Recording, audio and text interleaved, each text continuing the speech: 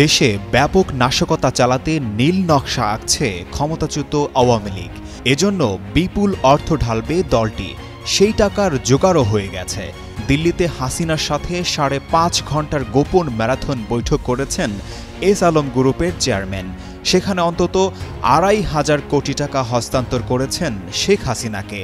এ নিয়ে একটি প্রতিবেদন প্রকাশ করেছে দৈনিক নয়া দিগন্ত।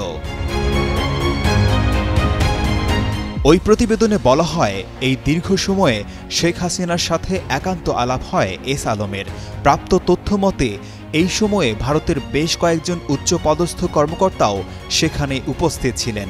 ওই বৈঠকে বাংলাদেশ থেকে পালিয়ে ভারতে আশ্রয় নেওয়া শেখ হাসিনা বাংলাদেশকে অস্থিতিশীল করা ও ক্ষমতায় ফিরে আসতে তার দীর্ঘদিনের সহযোগী এস আলমের কাছে ৪৫০০ কোটি টাকা চান এবং এস আলম এই পরিমাণ টাকা তাকে দিতে সম্মত হন।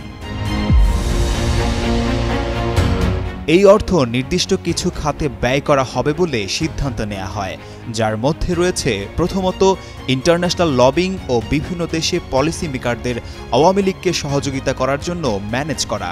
দ্বিতীয়ত আগামী নভেম্বর ও ডিসেম্বরে দেশ জুড়ে নাশকতা সৃষ্টি করে এমন এক অরাজক পরিস্থিতি সৃষ্টি করা, যাতে অন্তর্বর্তী সরকার বিদায় নিতে বাধ্য হয়।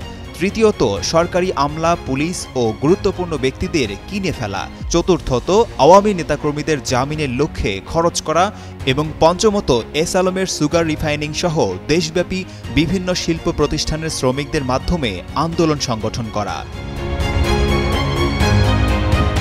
আর এ অর্থ গ্রহণ, বিতরণ ও ব্যবস্থাপনার জন্য গঠিত ৩ জনের কমিটির দায়িত্বপ্রাপ্তরা হলেন আওয়ামী লীগ নেতা জাহাঙ্গীর কবির নানক, মোহাম্মদ আলী আরাফাত ও মহিবুল হাসান চৌধুরী নওফেল। এর আগে গেরিলা বাহিনী নামানোর পরিকল্পনা করে আওয়ামী লীগ। সেই পরিকল্পনা ব্যর্থ হয় আইন শৃঙ্খলা রক্ষাকারী বাহিনীর তৎপরতায়। সাবেক সেনা কর্মকর্তাকে দিয়ে চলে বিশেষ প্রশিক্ষণও। এসব তথ্য তুলে ধরে প্রতিবেদন প্রকাশ করেছে দৈনিক নয়া দিগন্ত। তবে এসব তথ্যের সত্যতা যাচাই করতে পারেনি যুগান্তর। আশিকুর রহমান, যুগান্তর নিউজ।